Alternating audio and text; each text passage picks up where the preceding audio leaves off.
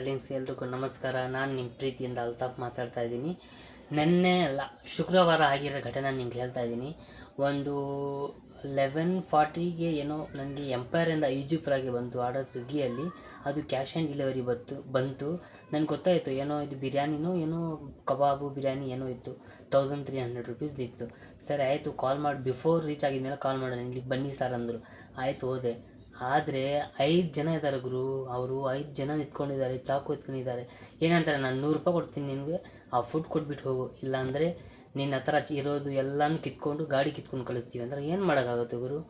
ಯಾಕೆ ಫುಡ್ಗೋಸ್ಕರ ಈ ಥರ ಮಾಡ್ತಾರೆ ಜನಗಳು ಅಂತ ನನಗೆ ಅರ್ಥ ಆಗ್ತಿಲ್ಲ.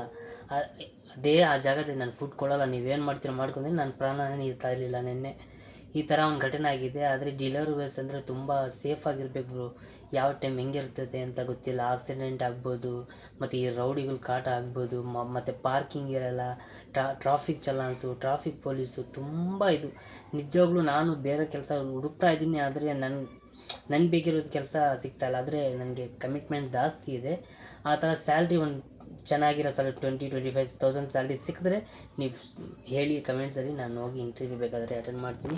ಆದರೆ ಡೆಲಿವರಿ ಬಾಯ್ಸ್ಗೆ ಒಂದೇ ಒಂದು ಕೇಳ್ಕೊತಾ ಇರ್ತೀನಿ, ದಯವಿಟ್ಟು ನೈಟ್ ಟೈಮಲ್ಲಿ ಎಷ್ಟು ಸೇಫ್ ಆಗಿರ್ತೀರೋ ಅಷ್ಟು ಸೇಫ್ ಆಗಿರಿ. COD ಆರ್ಡರ್ ಬಂದರೆ ಮಾತ್ರ ಹೋಗಬೇಡಿ.